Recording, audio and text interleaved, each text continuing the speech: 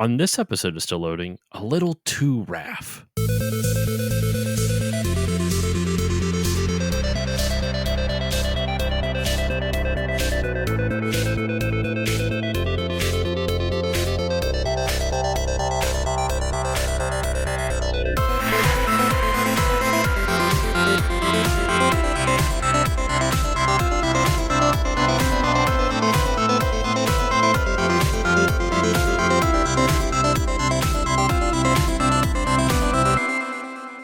Hello, everyone, and welcome to this new episode of the Still Loading podcast. I'm your host, Josh Koval, and today on the show, it's the first episode of July, and in all honesty, it has been quite some time since I don't think I've ever really said when the official start date of this podcast is, and I figured, you know what, this year, what better time than any, we are going to release the first 6 episodes of the podcast that are hidden, not really hidden, but they've been over on SoundCloud, and you could only listen to the episodes 3 through 6. Episodes 1 and 2 were hidden because it costs a shitload of money in order to get SoundCloud to allow me to share those. Luckily, I was able to download them, and they will be released onto the feed in some way, shape, or form sometime this month. I haven't figured out the logistics of it yet. I want to see if I can release them on the dates they were actually released and not just show up as new episodes, but we'll see.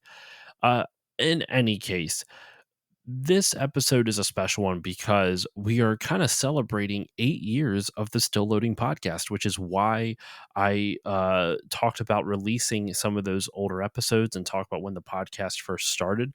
The first episode of the podcast that was ever released was released on July 7th in 2014. And that one was just kind of actually, coincidentally, the time we're recording this is a couple days before the very convention that we used as the first episode for the podcast.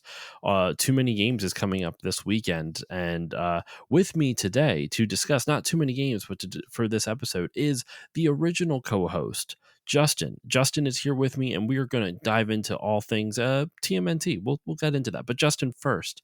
That was a long intro. How are you doing today? I'm doing good. How are you? I'm doing very well. It's been a while. It's been quite some time since you've been on the show. Yeah, that's it. And I'm glad to be back for talking probably my favorite series of all time, I'll say. Oh, 100%. I mean, you're the one that introduced me to the Turtles, to the Toidles. A lot of nostalgia for me, I'll give it that. Well, I'm having you on, and thank you for coming on again, not just because you're my best friend, but also because a little bit of behind-the-scenes stuff. You had a busy-ass day at work, so you are probably exhausted. So thank you for setting aside some time despite having a busy day to do this. I'm always down to talk TMNT. So. Well, the reason I have you on to kind of celebrate 8 years, I'm going to obviously have you on for the big 1-0 in 2 years, is the third episode of the show. We talked about the game we're going to be talking about today, Teenage Mutant Ninja Turtles 2, the arcade game.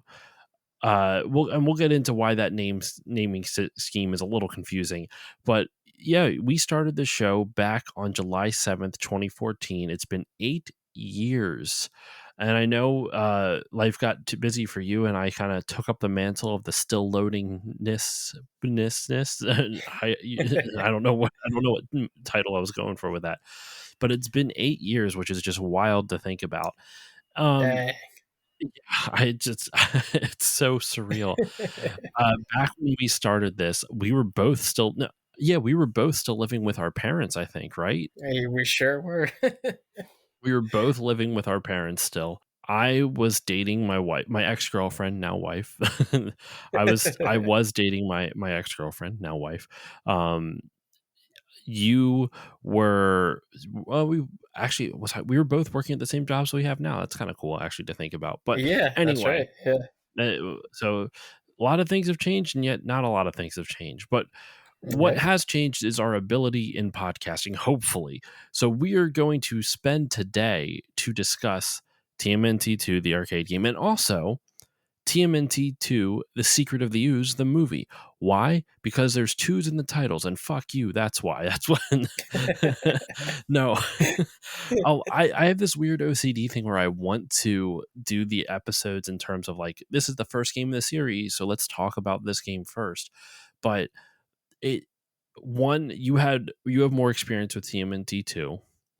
Two, it fits with the kind of theme of like, we're, it's the anniversary of the show, or 8 years, so why don't we do an episode on one of our like kind of redo some of our earlier episodes. And I listened back to a bit of it because it is still available up on SoundCloud, and it's only 27 minutes long, which is kind of wild to think that we That spent is only surprising. 27 minutes. Yeah, like I feel like we could have gotten a lot more out of it, but we were a lot newer at this. We were a lot newer at podcasting. I mean, it was only our third episode ever.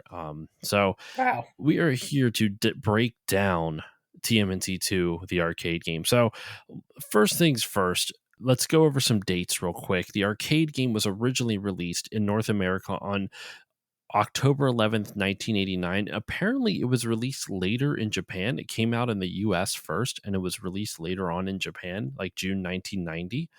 The NES port of the game, which is arguably where most people know it now, is, or excuse me, was released on December 14th, 1990 in North America, and December 7th, 1990 in Japan. It was developed by Konami, and in Japan, it was called TMNT Super Kame Ninja. Just because the naming schemes of the turtle games are all over the place when it comes to Oh where, yeah. like, when it comes to other countries and other regions and whatnot. Because in the PAL regions, especially specifically, I think the UK, it was called Mutant Hero Turtles, right? Teenage Yeah, because Mutant like Hero the Turtles. word of ninja was like, ninja's not a. I It was forget the too reason deemed behind too it, but violent. It was deemed too violent for yeah, children's media, is what the was right. my understanding of it. It just kind of nuts to think about that. That like, really, Yeah, right. ninja Like, is too violent. It's very strange. Well, Justin, to kick this off, I want you to gush a little bit. I want to hear about what it is that you like, what makes you so nostalgic for this game. What are your memories of this game? And let's start off with that, and then we'll dive into the game itself. all right, yeah. I mean, even before it was released for the Nintendo, when it was back on the arcade cabinets, this was like, I'm not sure if you remember the Dairy Queen, like the only beacon of civilization in our hometown. It had like an arcade attached to it, which is wild to think about. Because like I most Dairy Queens are just kind I of like, remember that Dairy Queen because it had a mini golf, right? Are we that's thinking the right, same? yeah, It had a mini yep, golf out the back, or putt putt for those in different parts of the US. Or what else? What else is it called? I don't know. But I don't remember the arcade part at all. I was too little to really. I don't know if my parents ever took me to that. I never really played a lot of arcade games as a kid, so I don't remember that part. But go on. shocking, yes. But yeah, this Dairy Queen has, yeah, the putt putt mini golf and an arcade attached to it. And they had like all the staples. They had like the Simpsons arcade. They had, Raiden or Raiden, um, and they had TMNT 2. And this thing was always like just crowded. Like if you were lucky enough to put a quarter down and get your slot in, like you were playing this game. So Well, to be fair, obviously after like TMNT T-ball and all that. to be fair, it was just called Teenage Mutant Ninja Turtles. Like, the arcade version of Yeah, this the game was just arcade. called Teenage Mutant Ninja Turtles. It wasn't even called like the arcade. It Yeah, was just Teenage Mutant Ninja Turtles. And when it got ported to the right. NES, that's when you got TMNT2. But anyway, sorry, I cut you Yeah. off. Continue. No, you're all good. But yeah, like, um, it was just, it just started from there. It's like, man, okay, this game's awesome. The gameplay is awesome. The level design's great. The characters, obviously, like the turtles are awesome. They brought in like, you know, Bebop, Rocksteady, Baxter, Shredder, of course. They had Krang. Like, it was just a really well thought out game, just in the arcade itself. So when they ported it over to the NES, it was like you can play this whenever you want.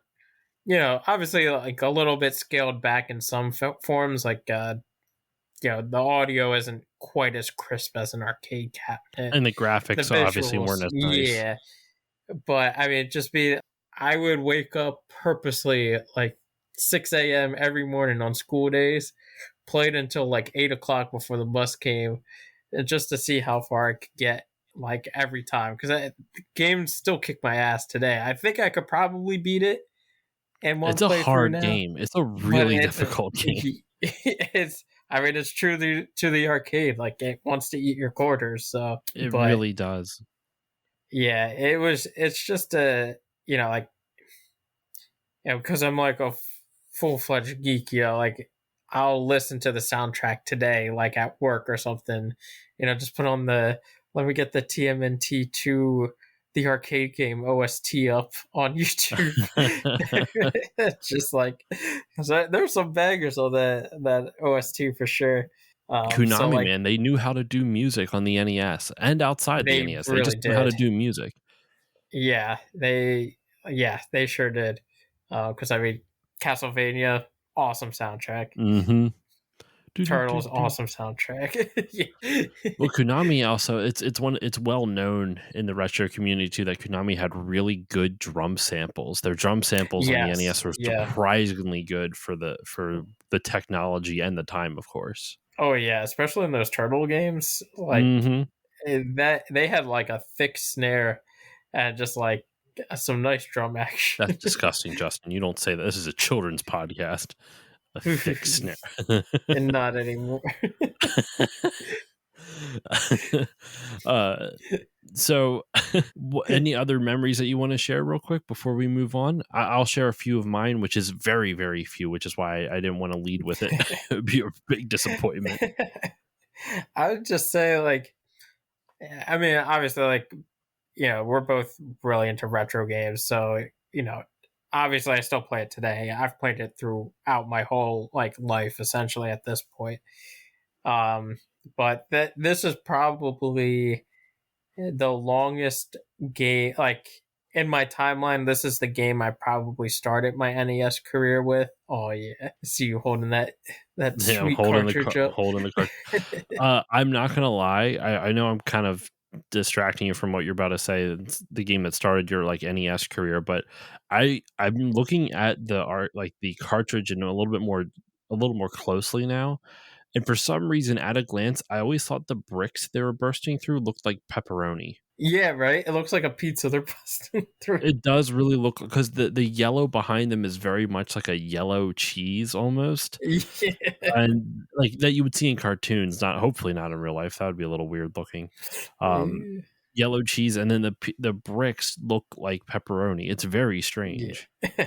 But sorry, go ahead. You were saying like this is the game that kind of kicked off your NES career. Yeah, I mean, like my family rumor is that like I started playing the NES since I was like 2. And then like the 3 games, it was like, or maybe 4, it was like the Super Mario, of course, Ninja Gaiden, Mega Man, and Turtles. But Turtles was the one that like really like I said, I played it like probably every day before school, every day I came back. Um, the Firehouse, sometimes I'd like volunteer for like random things for. They had an NES, and like Oh, me and wow, my okay. buddy, yeah, like me and my buddy would like play when we got a chance because they had it there. I mean, again, I play it today still, and of course, like the symbology with like pizza, and specifically Pizza Hut, is like Symbology, symbolism, or you a mean like the symbolism. reference? My big Symbology. adult words. The You mean study of like symbolism. symbology, the wombology? Yeah. The study of Wumbo?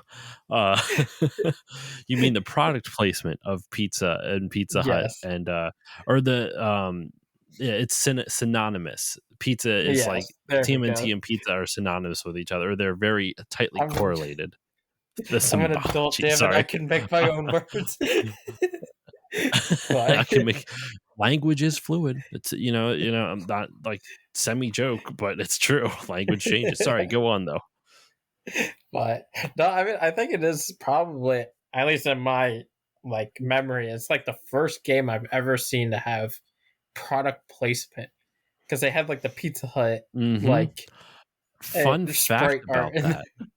Fun fact about that, the Pizza Hut product placement was a North American specific thing only, and even then, the not every version of the game had it. Later releases of this game, I don't know if it was, like, later releases on the same console, like a later print run of it, or if it was just, like, a re-release, when they ported it to say they made a port of it on the PS2 or something like that.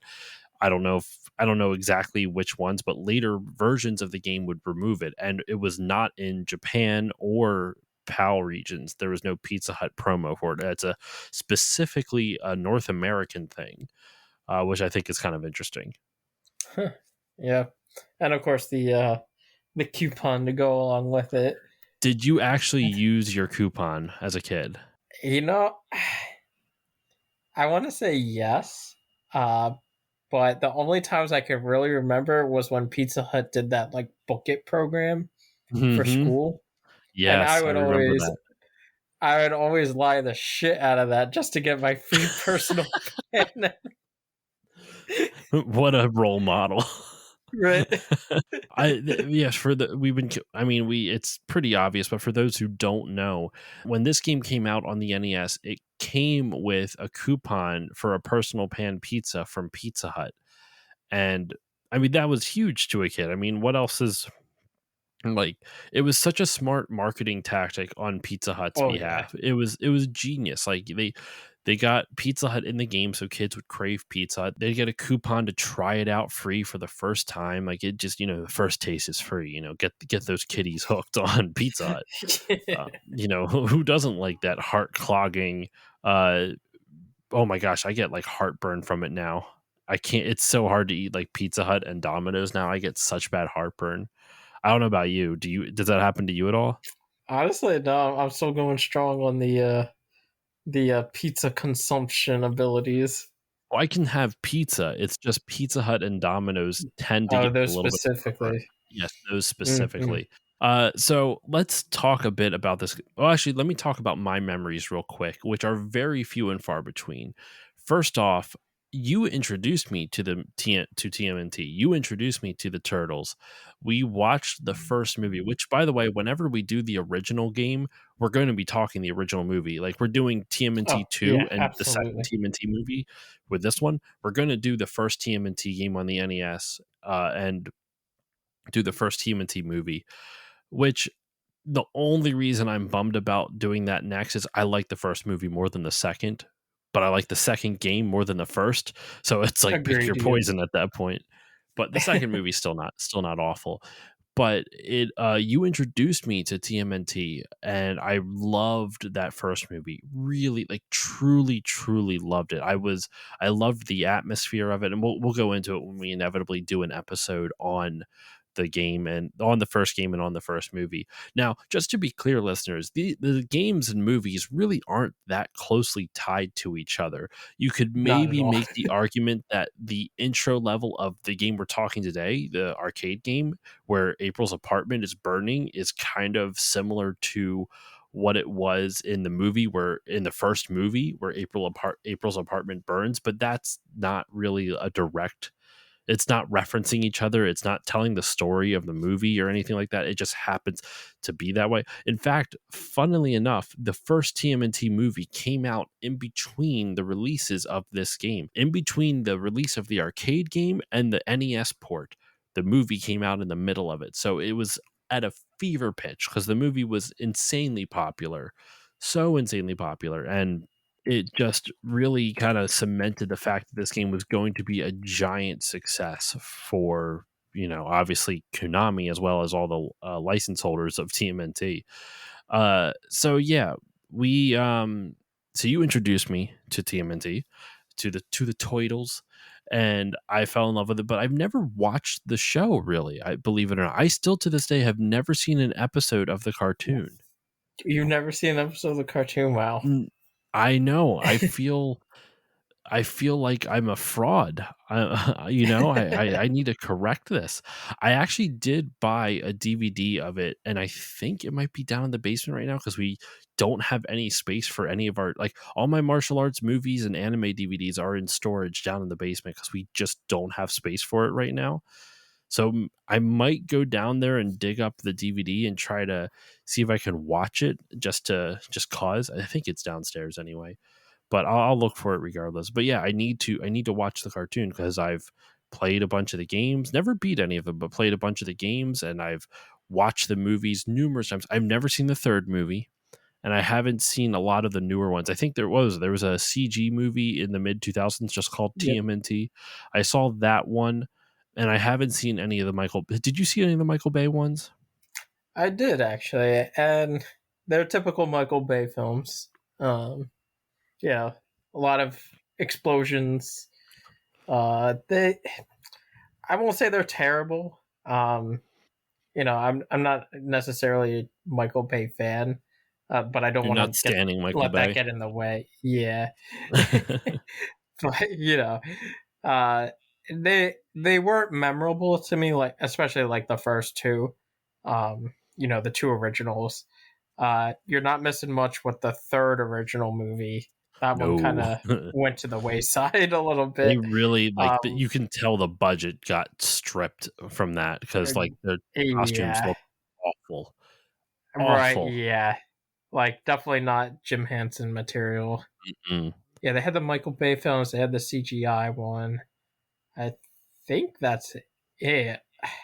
I'm not sure if they had any ones after the I mean, Michael they've Bay had a ones. bunch of remakings of the cartoon, like, there was a Yeah, TMNT yeah, cartoon in the, 2010s, and they yeah, and they usually had like the remake them every Nickelodeon couple of one. years. Yep, Nickelodeon still owns the license. I mean, this is perfect timing because a couple weeks ago after this releases, um, a couple weeks prior to this episode's release, TMNT Shredder's Revenge was released, at least digitally. We're still waiting on our limited run games version so we can Sure. properly play this new one. But after all this TMNT talk, though, so Too Many Games, like I said at the beginning of the episode, is this weekend. I'm going to try to find a copy of Turtles in Time. I do not own Turtles in Time, so Oh, that's a good one. Yeah. I might try to track down a copy of it. I looked up the price, and it's definitely pricey, but it's not like I was expecting it to be like 80 or $100 because of the video game market is insane right now, but on price charting it's not that high. So I might see if I can find a good deal for it. But in any case, I digress. Let's talk about the game now in earnest. So this game, like I said, it was developed by Konami. It was so successful that it helped get Konami the Simpsons license, and then they made the Simpsons arcade game, which was also incredibly popular. And then they obviously got the X-Men arcade one. I don't know if they necessarily one led to the other in succession, but because of the success of their TMNT arcade game, they were able to get a lot more licenses than they had previously. The NES version of this game actually has new music, levels, and also two new bosses that were not present in the arcade game. There was a level in between, basically the first part of of stage 3, which is called what is it called? Let's Melt Snow and Rebuild New York City. There's two stages inside of this scene because that's how they kind of break them down. It's scene. There's different scenes, and in the third one originally, it was you just had to fight in a parking garage and you fight Baxter Stockman, which is a mutant version of him. And that was in the arcade game, but in the NES version, they added a new boss to that first section, and that's what it was. You fight through this snowy park, and you fight a new boss called Tora, and then the entirety of Scene 6, which is called "Let's Defeat the Enemy's Ninja Magic," is with a boss named Shogun. That was also not in the original arcade game, but both of these bosses were designed by one of the TMNT co-creators, Kevin Eastman. It was designed by one of like Kevin Eastman himself, which is kind of cool. So it's almost like it was done with his blessing, kind of. Yeah, they were like Dimension X, like bounty hunters. I believe both of them, and that was like the only like correlation they had to the game. And they've never been used in anything else since, as far as I'm No. aware, because they've never Yeah. shown up in Nah. the cartoons. I mean, Nope. I don't keep track of the new stuff, so maybe they've appeared in the new things, but as far as I'm aware, they have not showed up in anything else. And finally, the one final note I want to say on this before we kind of talk about some of the levels is the difficulty of the game. The North American version is notoriously difficult. And just to kind of go against the whole idea of that Japan had a hard, always, the games were harder in Japan than they were in the US. This game was easier in Japan. The enemies were easier to kill. There was less of them on screen, and it was easier to input cheat codes, which I thought was kind of interesting.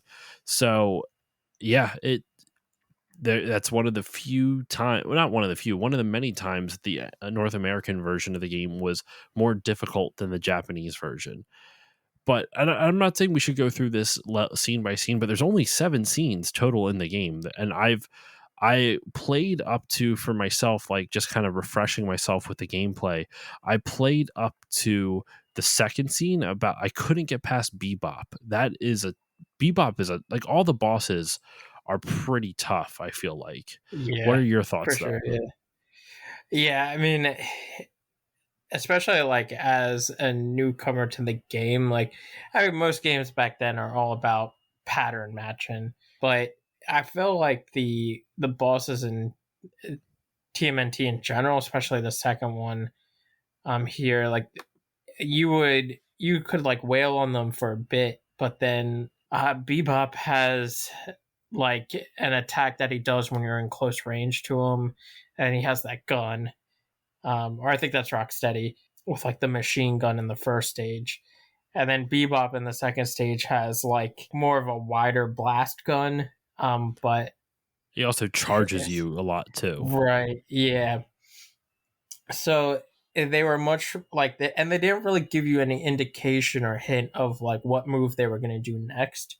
So you just kind of had to like strategically like attack them and avoid them as much as you could. But they took a lot of damage and they dealt a lot of damage. Yeah. I they think the only boss that was like predictable was like Baxter Stockman in his like mutant form, because he just kind of like flies around a little bit like in the same pattern. Are you thinking of him in his human form when he drops the little chickens? Oh, the Micers. Yeah, no, that one too is a little predictable because you can just like, as long as you can avoid the mice, you can like attack his Mm-hmm. like little weird ship thing. But I think in his like fly mutant form too, there's a way like you could like stand right under him and like he would shoot these two like ball things. And if you stood right under him, like the angle would just Yes, go I know what you're straight down talking and about avoid you. exactly. Yeah.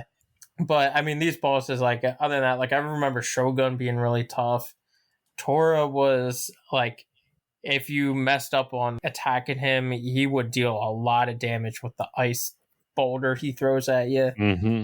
I forget the name of it. It's the stage right before the before Shogun stage. It's like the industrial area, and it's like this metal turtle you fight. He dealt a lot of damage as well, and then of course Shredder and Krang were incredibly difficult as far as like, especially when I was younger, trying to fight them.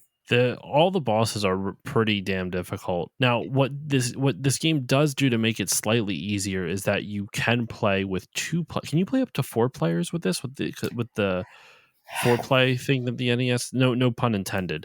But Yeah, I I know it's think. definitely 2 players. Definitely a 2 player game. Yeah, I'm blanking on I if think this it's one only. Yeah, this one only supported up to 2 players max. That's what I thought. I know in like Yeah. other, I'm pretty sure Turtles in Time, if you had the 4 person like port, you could play four Right. players in Yeah. that. But in any case, so it made it a lot easier to have a friend with you because obviously it's twice the damage on the enemies. The Yeah. enemies don't scale.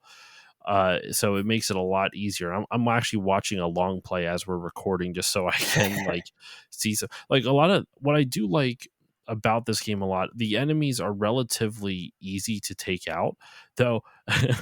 You're talking about all the crazy explosions with Michael Bay. He'd fit in right pretty damn well with this game, considering Oh yeah. every time you defeat an enemy, they just explode. They're humans, like Yep. they're not robots, but they just explode. That I think the foot soldiers in this one they made like robots because in the cartoon they were robots as well. Oh, really? I didn't know that. Yeah, Okay. like a robot army from Shredder, to make it like I guess more kid friendly. Yeah, yeah. So yeah, but It's actually I, side note. Sorry, real quick digression. We've already surpassed the amount of time that we spent on the first episode. wow, On the episode, we spent 27 minutes total, and we're up to I don't know how we 32. did that.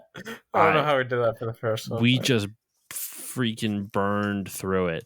Uh, no, but all the enemies are really fun though because like they all some of them are just basic, they punch, but then they have enemies that have a bunch of different types of projectiles. Like right now I'm watching the guys that throw TMNT, not TMNT, sorry, oh yeah, TNT. They just throw all the turtles at you, all at once, as you do.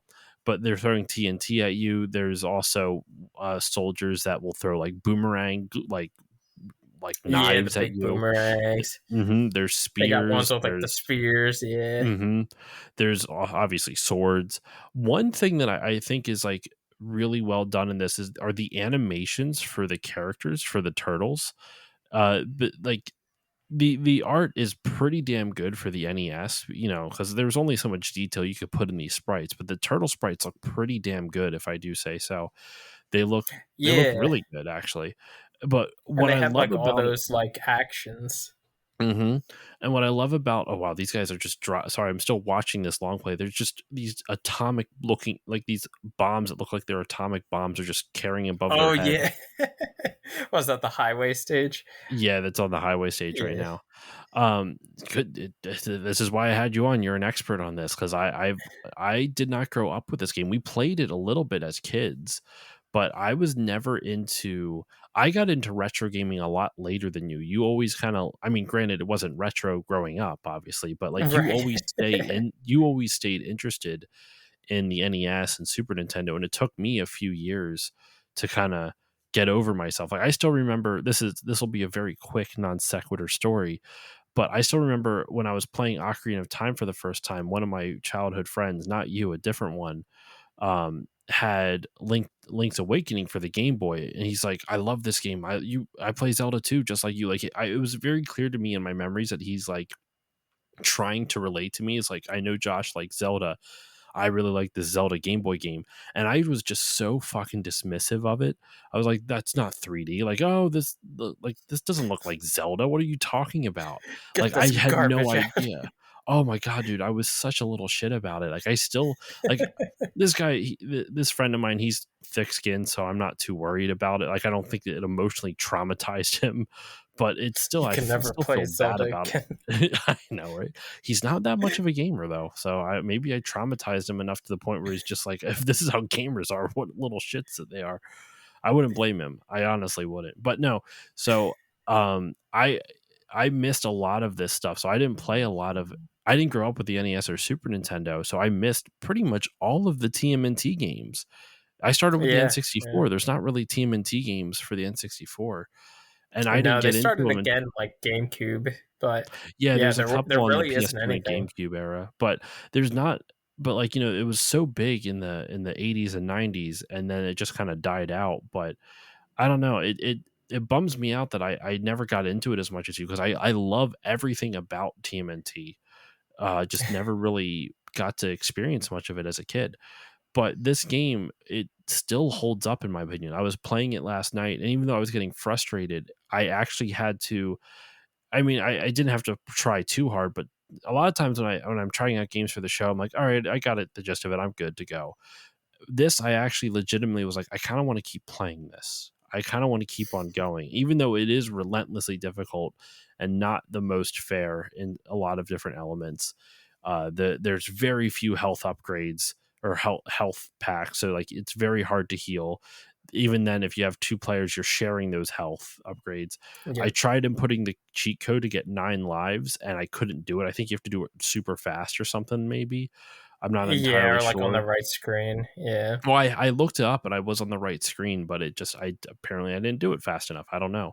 So I'll try it again at some point. But it's a really well designed game. But back to what I was saying about the animations, um, the characters look really great. The sprites look amazing for the NES, and there's so much detail put into all the different animations. Like when you get hit, how the turtle winces, whichever one you choose. We didn't even say that you choose which one of the four turtles you want to play at the beginning, and each kind of have different attributes. Like obviously Donatello's the best because he has the best reach. I think that's Right. Yeah, considered the that's pretty longest range. standard Yeah. game meta, right? He's got the longest reach.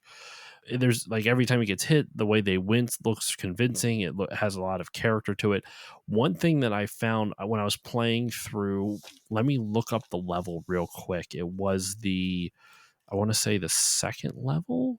Yeah, it was after you it's on the second scene that come on after that shredder creep scene, the sidewalk section of it where you're walking down and you fight Bebop at the end of it. There's a Yeah. section, where it goes horizontal instead of, sorry, it goes Yeah. vertical instead of horizontal. And in that vertical section where you're going down the street, I got kicked and got splatted into the wall and I slid down the wall and crumpled to on the floor. I'm like, that's a nice little touch that they didn't have to do. You could have just launched into the wall, bounced off, and see your invulnerability frames, and then just kind of move on. But this actually, like, you get knocked down, you slump a little bit. Like it had a lot of care, like attention to detail and character in it. It's just really well done. Yeah, and like you can fall in some of the manholes, like in the sewers. They have Hmm. animations for that, and it's like, hey, who turned out the lights? And you get back Yeah, up. yeah, And like a lot of like interaction with the enemies themselves. The and the enemies, some of environments the too. enemies, yeah, like the enemies can grab you and like hold you while the other enemy plummets you a bit. Certain enemies can throw stuff at you, and if you Hmm. time it right, you can hit the object right back at them, which I always found Yeah. funny. In that second level in the beginning, there's like, I guess, water pipes or something that you can hit and they break Mhm. and they like They're like throw a fire hydrants projectile. or something, yeah. Yeah, yeah. So just you're exactly right. That attention to detail was like really nicely done in this game, and and the Manhattan Project 2, which was also a Konami Turtles game, they kind of reused a lot of that detail, and just like the expressions. I feel like they got the expressions of the turtles spot on from like Mhm. like, because the turtles have always been like a bit of, a little bit comedic, Mhm. not always super serious. Like they're not like a Batman going down the streets. They got a little bit of comedic energy to them, and I feel like they captured that really well. Actually, and speaking of Batman, though, my coworker is going to let me borrow his TMNT versus Batman. Like they did a movie of that, like an animated Oh movie man. of TMNT versus Batman. He said it's actually really good, so I'm very curious. He's going to let me borrow it this weekend, so I'll watch it and report back to you to see what I think of it. But Can't wait. yeah, but no, you're right. Like, I mean, the Turtles have always had like a comedic vibe, at least from all the stuff that you see now in the more later iterations of it. Because I think originally the Turtles were super serious, right? Like in the original comics. Yeah, I believe in the original comics, they definitely had like more of and the comics still kind of do have like a more serious edge to them. But especially in the beginning, I believe they were very like very serious. Well, and that's the I think what is it? It was just kind of crazy to think about because the whole thing started off as a parody of Daredevil. For those who don't know that, because in Daredevil, you have like Daredevil's teacher. His name is Stick, and obviously we have Splinter.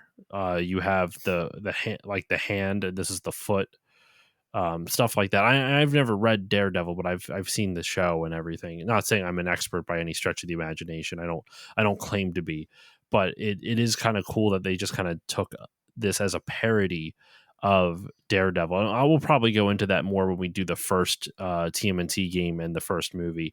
But the let's kind of talk about a bit about the different characters. Now, Justin, can you describe? You've played this game a lot more than I have. Are you able to describe what the major differences and play styles are between the four turtles, between Leo, Donnie? We're almost 45 minutes in. I guess we should say the names of the turtles are Leonardo, Donatello, Raphael, and Michelangelo. Leo, Donnie, Raph, and Mikey. What are the All the main good differences? ones end in O. That was from this movie as well. We'll get, what are some of the main differences between the characters in terms of play style? Yeah, I mean, in general, like they all, like surface level, they all pretty much play the same, like movement, speed, jump. All of them have a basic attack and a special attack. The special attack, if you connect, will take a little bit of your health bar away. Really? What's this? I can't. How do you Actually, do a special? I don't think that's. I think that's in Turtles in Time. they put it in the second game, Manhattan Project, and Turtles in Time. And actually, if I'm I trying to figure out actually how now to that I'm do the thinking specials about it, then. I think in the second game it doesn't actually take any health bar away. I think it might only be starting in Is like Manhattan the Project they special like do. that jump kick or whatever? No, that's just a regular move is the jump kick, but the special is like and you like I'm trying to think the button combo. It's like either A B or B A like right after each other. Hmm. So not Okay. together, but I think it's like whatever jump is followed by attack, but in quick succession. So, like if you do a regular jump kick, you have to jump for a bit and then you hit the attack button and it turns into like an aerial kick. Hmm. But this one, if you like jump and press the attack button like right after, maybe a frame or two after, they actually do like a more heavy hit attack. It's almost like in like basic terms, like most enemies take two hits, two or three hits. A regular attack will do like one hit of damage, where this like special attack will do like two hits of damage. Yeah. So it's, yeah, Okay. Okay. but yeah, like so all of them have like similar move sets. The real difference is the weapons they use. So Leonardo has the katanas, Raphael has the sai, Michelangelo has nunchucks, and Donatello has like the bow staff. So each of these weapons, act slightly differently. Like I think stat wise, Raphael has the quickest hit frame Hmm. because the size are smaller. So I think he can attack slightly faster than the rest of the turtles.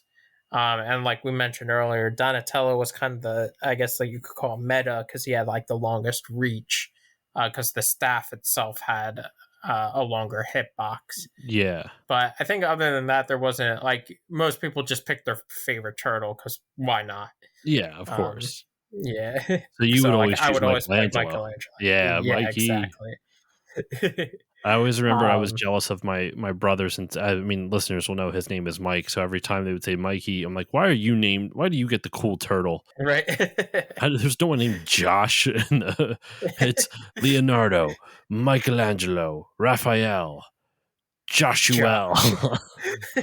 Like, there's no Italian sounding version of Josh, and you're Italian. You would, well, you don't speak Italian. At least I don't think you No, not really. do. No, unfortunately not. I mean, I was called Justine, but Justine. that's not that's not a really good turtle name either. Uh, oh my goodness. Okay, so Donnie had the biggest reach. Raph had the fastest attacks. What were there any benefits to Leo or Donnie? Or sorry, Leo or Uh, Mikey? Not really. Like, I think Leonardo might be right behind Donnie in like reach. Mm, Um, and he might have had like maybe a slightly easier like special. All the most of their specials look the same too. I think it wasn't until I want to say probably Manhattan Project their specials were a little different. But I think most of their specials behave the same way in this game as well. So it really just came down to that and like the weapons and like I don't think they were able to really get the color. Each turtle wears like a different color headband. So like Leo's hmm. blue, Raph's red, Donnie's purple. Michelangelo's orange. I don't think like on the character status they have your health bar at the top with like the turtle name and like a Mhm. little turtle head sprite. I think they might have had the color for that pretty On this, accurately, but I don't I'm think on the watching I'm watching a playthrough of a long play of it right now. They don't have, like, the turtle head or, like, color of the turtle, but they do have the name. They have how many points that this player has earned and how many lives they still have, and, of course, their health, like, how much health they have yeah. and how many ri lives they still have left. But, and actually right now they're fighting these ape men looking things that are throwing spikes straight down, like, they're jumping there and dropping spikes on you. Oh, they must be in the ninja level. Yes, that damn, you are good. That is it's the 6th scene. That's hard to say. The 6th scene where it's that's the extra one. That's the one of the ones that was not included in the original arcade game. That's Um, right. Yeah. but okay, you so that's pretty much how each of the characters break down. Like we said, there's a total of 7 different scenes in the arcade, or sorry, in the NES version. Only 5 in no, I'm sorry, only 6 in the arcade version. And like we said, it is a more difficult game for in North America. I don't. Is there anything else you'd really want to talk about with this game, though? I mean, it's is there anything that you would like to talk about? Maybe its legacy. The one thing I want to say, and it's nothing major by any stretch, just kind of going back to the character of the sprites. Anytime that your character is motionless, they just stare blankly at you. You ever notice that? Like Yeah, that's right. Yeah. they stare you straight down. It's kind of unnerving just seeing these two Yeah. white little like pixels just staring Yeah, you just down. staring at you. It's a little creepy. Um, Yeah. but yeah, I mean, I don't we've talked about the gameplay and kind of like we've talked about the different variances between all the different characters, some of the stuff you can do with the environment, all the charm with all the animations. I mean, the music is phenomenal in this game. It's It is so good. so Yeah. good. I was Yeah. listening to it again, and I can totally see why you listen to this soundtrack semi consistently. Yeah. Now, do you prefer this soundtrack or maybe like Turtles in Time or something like that? This one has like the most memorable soundtrack to me. Like maybe that's probably I would say mostly based on nostalgia. Hmm. Because like between like this one, Manhattan Project, Turtles in Time, I probably play this one the most, even though they're all great games. I think this one's still my favorite from that point of view. But I mean, every stage just has like really good music. And I feel like more importantly, the music fits the stages really well. Hmm. Um, and like even just like when you first start up the game and you that intro cutscene where like April's apartment's on fire, they have the TMNT like theme song from the cartoon kind of like in the background, but like chip tuned style and a little bit more aggressive, and it just sounds like so good. And not only that, but like the sound effects from everything, it's just really well done, The whole just from like game, a sound. everything about the game is really well done. The art style, like not just of the characters, but all the backgrounds are really interesting and varied. Each level Mhm. doesn't feel like it's repeating itself, and the music definitely helps with that. The Even just like right now, like I'm saying, like I said, I'm watching a long play of it, and they have the logo of for TMNT in the spot where the second player should be. That looks good. Like the sprite work on the Yeah. logo is Yeah. really well done, and that is hard to do with the NES, especially like I mean the Teenage Mutant Ninja portion of it is a little bit blurred together because it's very hard to show all the detail that needs to with that few pixels available, but they really did a good job with all of the visuals. The gameplay is really solid. Probably too difficult. I mean, this is definitely a symptom of the era where we don't want people to rent games. They got to make it hard so they'll buy them, even though 9 times out of 10 it would just make people not buy the game. Well, this game's hard. Why would I spend Right. how $60 or I don't know how much, 80, $90 on it or whatever it cost back then. But yeah, it's a great game. It's definitely too difficult in my opinion. But I guess to wrap up this segment of the episode before we move on to the movie, what's your final word on TMNT2, the arcade game? The legacy, definitely there. I mean, I think it really set the standard for beat 'em up style games. Because I mean, you look at across like the NES just in general for like beat 'em up styles. This is probably one of the highest quality games in this genre, and it's Hmm. definitely stood like the test of time. Like it's still playable today. The controls are fantastic.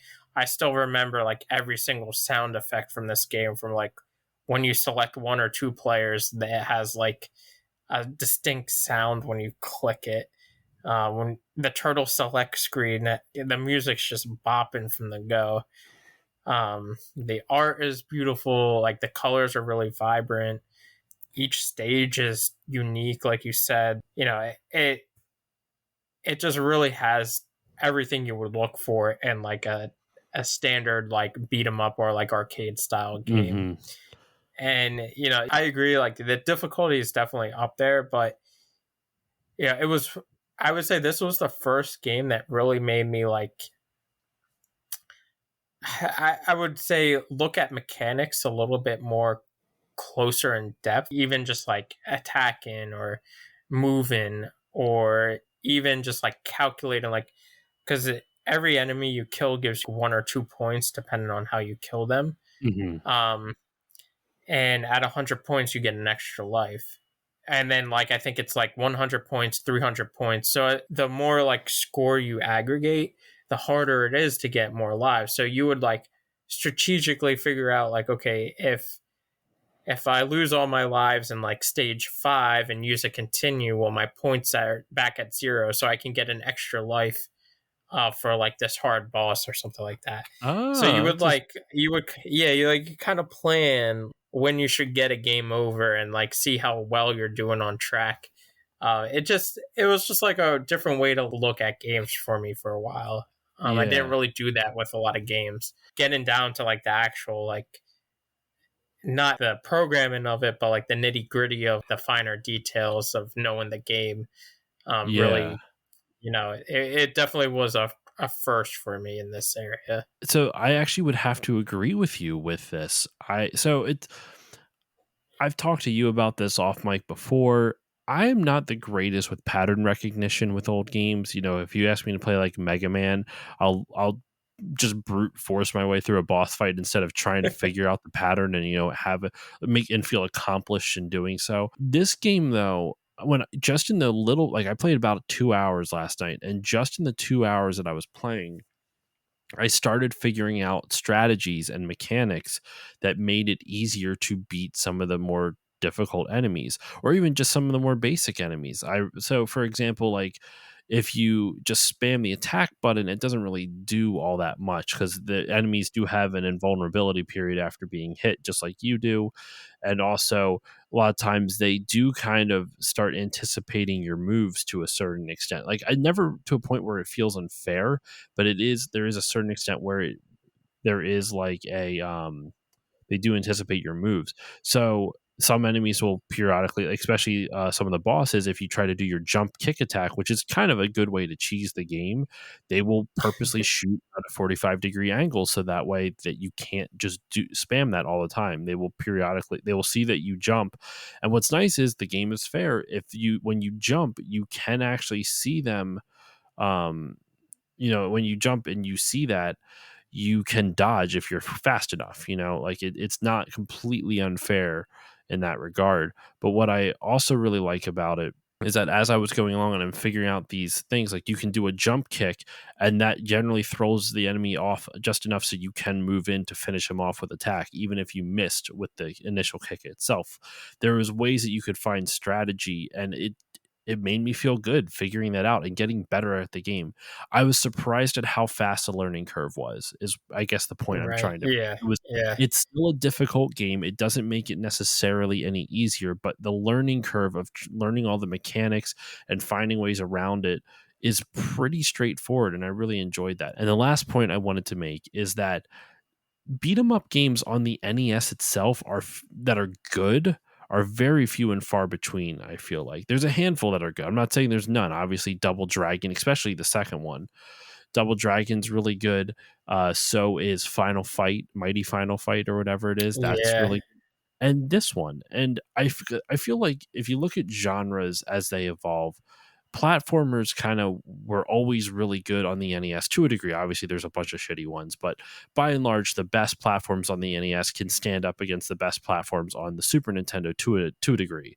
You know, there's that age old debate between Super Mario World and Super Mario Bros. 3, which is better. Um, so, I mean, that goes to show that as much as the platforming genre did evolve in the next generation, it still didn't fall that far. It didn't jump that far ahead of its predecessor.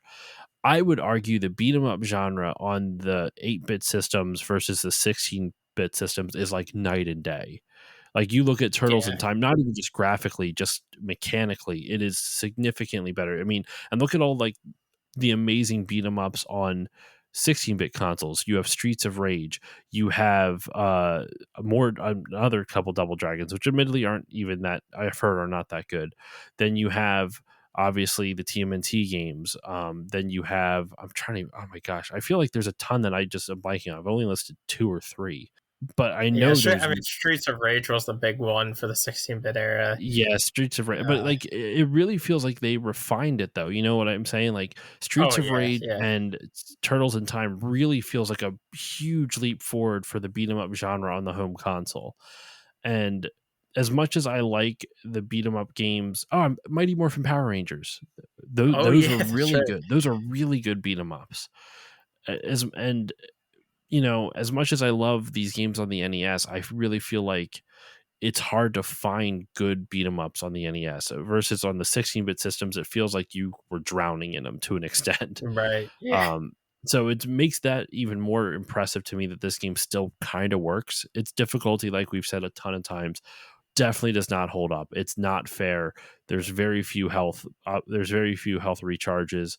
I found myself in general, like my first playthrough of this, I lost my life. I lost one life per stage, pretty much. I would lose a life Yeah. per Yeah. stage, and then on my second attempt on it, it took two stages for me to lose my first life. So like I saw progress almost immediately, which was really cool. But in any case, let's move on. We've talked about this game enough. We have done almost a full hour on it with some edits. It's probably going to be maybe 50 minutes. I feel like I have a lot of ums and ahs I got to edit out on my half, but we're going to dive into TMNT 2 Secret of the Ooze. This is the second Teenage Mutant Ninja Turtles movie. It is honestly it pretty damn good. Pretty damn good. It is do you prefer the first one or the second one? So as a kid, um, I think the second movie was like the first movie I ever purchased on VHS. Okay. Yeah, it Oh was shit. like at some yeah, like I remember specifically like we were up in the mountains and it was a store and they had like an outside tent and they happened to have TMNT2 Secret of the Ooze on VHS for like a bargain, like $10 at the time. And I was like, I want this so bad. So I begged and they got it for me and I watched it the whole like weekend up in the mountains. Um, so as a kid, I loved the second one and over the first one. And, you know, that kind of makes sense to me because it was a much more comedic than the It's first one. definitely much more kid friendly. But the first one says Yeah. damn. I'm sorry, like that Right. automatically makes it cooler. Oh yeah, by far. But yeah, now like ask me now, the first one to me is like it's I wouldn't say it's like night and day better. It's definitely better than the second one. But both of them are really good. But I definitely prefer the first one over the second one. I'm with you on that. So this movie came out on March 22nd, 1991, at least in the United States. I don't know about international releases, but that's what it came out in the United States.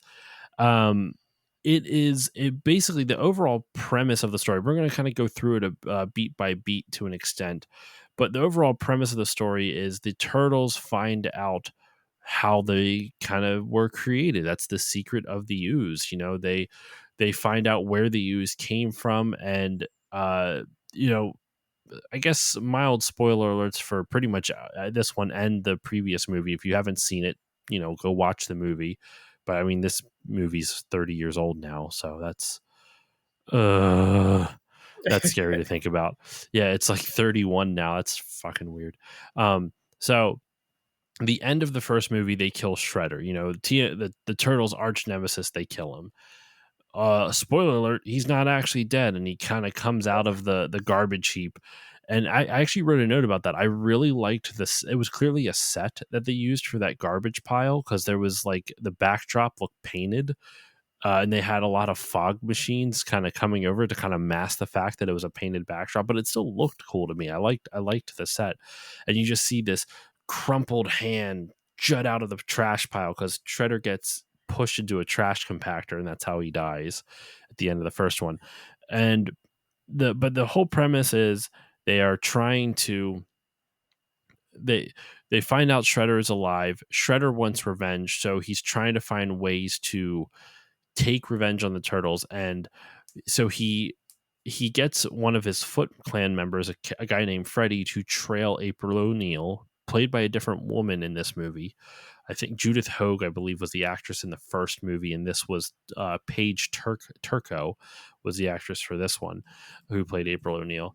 And so they want someone to tail her so that way she will lead them back to the Turtles. In the process of doing that, April is on basically on assignment because she's a news reporter, and she's covering a story about this company named hold on. TGRI. Yes, thank you. He's covering a company in TGRI, which stands for Techno Global Research Industries, and it's about a possible toxic waste leak. And she is investigating it, and they assure her like everything's fine. They're removing everything, and the scientists discover these dandelions which have been mutated by the leak. And so Freddy sees this, brings it back to Shredder, and Shredder's like, "Oh, you found something. I told you to follow these guides." He's like, "I'm sorry, Master Shredder, but you found me something better." He sounds a lot more angry though, the way he says it. And they want to steal They want to steal Ooze from TGRI so that way he can use it in some way to get his revenge. And that's the overview of the general plot of it, not the whole storyline, but the general premise of like what is the conflict of this movie. It's that. But the movie opens with everybody in New York City eating pizza. It's Every honestly one of my single favorite person. openings. I As a kid, I liked it. As an adult, I'm like, this is stupid. And it honestly gets a little bit worse for me when the turtles come in, because in the first movie, they're very much about Splinter's discipleship. Like you have to be hidden, you can't be seen, you are a ninja.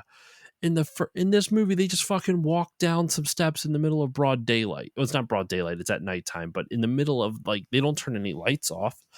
They just Yeah, walk it's like down. a lighted, like, It's a I well-lit don't know, like, hallway, a well-lit stairwell, yeah, and they walk which is down. like a department stores and like a food counter. Yeah. Um, I mean, the opening fight sequence for that is probably it's the best fight sequence. It's like very funny. It's very Mhm. comedic. It shows you all the turtles again. But I totally agree. Like the first sequence in the first movie, you don't see them. But that They makes it wrath through mysterious. That's what I society. like Right? about it. Yeah. It adds a little Yeah. bit of Exactly. excitement. Yeah. So I mean, yeah, it's like I actually love the opening with the pizza, except for the fact that every time I see it, I'm like, damn it, I want pizza. Oh, no, I want But pizza. Though, some other notes I wrote about that opening before we continue on with it is everyone's eating pizza. It's insane. Like, it's comedic how many people are eating pizza. There's a dude handcuffed to a cop car, and the two cops are eating pizza. There's a couple who's drinking wine out of wine glasses. They bring the wine down, and then from out off camera, you see them bring up a slice of pizza, and they both take a bite of it. It's super weird. And then the pizza shop that they zoom in on, where you meet the character Kino, who becomes a major character in the movie, is named Roy's Pizza Shop, or it's Roy's. and that dude is so stereotypically Italian. It went from he gave Kino an order, and he's speaking in like a New York Italian accent or whatever. And then as Kino's leaving, he goes, "Hey Kino, you be careful." Like it literally, like he went so fast. I don't know if it was actual Italian or just trying to sound like an Italian stereotype. I genuinely do not know. I don't speak Italian. I could be completely wrong, and it was actually Italian, but it legit sounded like, this sounds Italian to me. I'm just going to say a whole bunch of syllables really fast. And I mean, if it's anything like my grandparents, it was spot on. I'm like, okay, yeah, this is because, like you say, he's like, hey, be careful out there, Kino. Eh? Every Italian I've met, myself included, like when they're like talking to someone they truly care about them and they're like making sure they're careful, they always throw like it's almost Canadian ish when I've they say never like, heard you hey, say "a" to me. Does that mean hey, you don't care about me, Justin? I, yeah, you'll hear it eventually. But like, but it's just kind of like force 20 like years isn't it's kind of enough, like Justin. you'll get it in 30. Gotta wait 10 more years. Sorry, finish what you're saying. But so I think it's yeah, like yeah, he definitely just kind of like trails off and then he just adds it with like, yeah, you be careful out there, Kino. It's so weird. And then Kino goes onto his bike, his delivery like motorcycle thing, and he's trying to flirt with some girls who are clearly not interested. Like it's the more I watch now as I watch this scene as an adult, it's so out of place. It, Yeah, it it really is really out of place. it really like Kino's acting. No offense to the actor who portrays. I think Ernie Reyes Jr. is the actor who portrays Kino. He's an actual martial artist though. Like Right, yeah. he's an actual martial artist. He's been in the films Last Dragon and Red Sonja, which I've never seen Red Sonja, but I have seen The Last Dragon. Which that movie's insane. Um and oh, I totally forgot about this. He was Donatello's stuntman in the original movie, and they gave That's him a right. role, Yeah. and he was also a stuntman in the second one, but he obviously got his role in this or whatever. So he's fine. Like he's not like the worst actor I've ever seen, but he also wasn't that great. No offense to his acting skills, I actually kind of think it was more directing in this instance than it was Right, yeah. his performance. But he goes like, "Hey girls, would you want to go out sometime?" And he's like, "Oh, in your dreams, bozo." And he goes, "All right, well next time I might dream of something a little thinner." And then his laugh is like, Yeah, like and then he like speeds off in his he spits scooter. off, and the girls are just kind of like, they're not even mad. They're just like, okay, Yeah, like they're just like they're whatever. in shock almost. Like, what did this Yeah. child say to me? It's very strange. Uh, yeah, so and that's when he's going to deliver pizza to April O'Neil, because for those who don't remember, at the end of the first movie, the turtles are pretty much, they can't go back to their normal lair because the Foot know where they live, so they can't go back there anymore because they'll be constantly under attack, they'll be under threat. So they're staying with April O'Neil right now, and as such, she's ordering a shitload of pizza because that's all they eat. In the process of trying to deliver the pizza to them, Kino stumbles upon a robbery in place, or I guess it's a burglary. A robbery would imply they're holding someone up. I think it's a burglary. So they're burglarizing this kind of like almost like underground strip mall, kind of like it feels Yeah, very yeah. it's kind of cool. Like, it's weird because Kino clearly walks down like this shady looking alley, and then he goes down these steps, and there's these beautiful stores in this like underground shopping complex. It's like, it looks really nice, and these guys are burglarizing it, and so he takes out a few of them, and then he sees there's a lot more, so he can't handle them, and that's when the turtles come in. And I I I don't know. It's this whole scene. I love the fight scene, and I love the humor of the fight scene. It's still funny to me. Like, I wrote down the line "combat cold cuts" Yeah. when Mikey is using like the cold cut sausages or whatever that are linked, the sausage links, and he's using it as like nunchucks. I thought that was great. Um, but it was weird to me that they run down the steps in clear visible light where everyone can see them. Kino goes, "Brr," like, what the hell? Like, he's so surprised to see it, And then after they've already started fighting, that's when Raph runs back to Kino and stuffs him in a trash can. He was like, Right. "This is Yeah. for your own good." I'm like, if you were trying to hide the fact that you are turtles and not humans, you should have stuffed them in the trash can in the first place. You know what I mean? Like, Yeah. don't do that Totally after the agree. fight starts. Now, with that said, they do kind of rationalize it later on in the to the point where one of the um character the bits of character growth these guys go through is that they desperately want to be accepted by the outside world. They're like, well, why can't we just go out into the open now? Like, we saved the city. Like, isn't that enough for us to be able to live in society? And it's kind of a deep talk philosophical thing, like these creatures that aren't humans, but they basically are human in every way, but in terms of DNA they're anthropomorphized essentially, but they can't become part of the real world because no one would really accept them. They'd be, freaks. You know what I mean? Like, Right. Yeah. I thought that. I mean, they never explore that idea throughout the movie. They just kind of posit it like, "Hey, we want to be part of the real world." Splinter, and then Splinter just Yeah. tells them like, "This real world won't understand you," and that's pretty much it. Right, yeah, because like there's a whole like subplot of them trying to find a more permanent place to Hmm. live, Hmm. and like you said, they're at April's because they can't go back to the stores because of the foot know where they are, so they feel bad for like crashing at April's essentially, so they're trying to like find a new place to live, but where is that going to be? Like they can't go to the stores, they don't want to burden April. What's home for them now? They kind of have that subplot through there, like, hey, like, where are we going to go next? Or, Exactly, and they're trying to find that new place, which also their new hideout that they find in this movie is awesome. it is awesome. I Yeah. love the new hideout. Oh, I love the original too. It feels very like homey and like kind of like it's their den in the first movie is almost like a character in and of itself. This Yeah. new one doesn't feel as much like a character, which isn't a problem. It still looks really cool.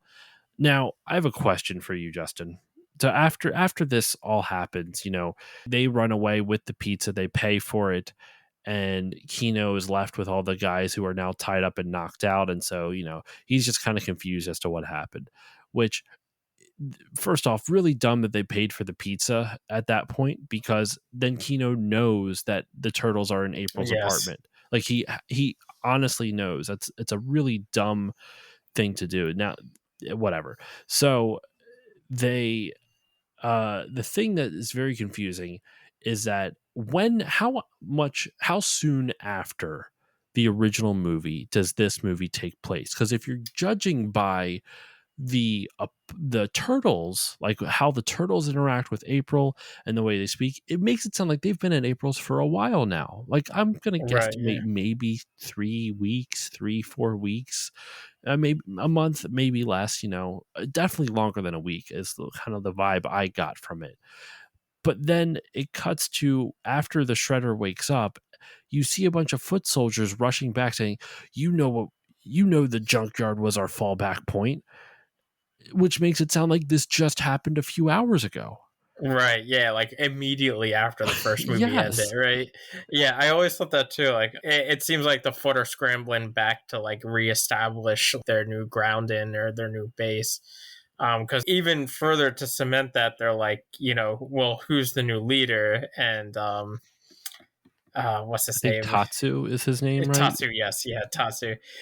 He's like, I'm your new leader. If anyone challenges, step forward. And that's when Shredder reappears.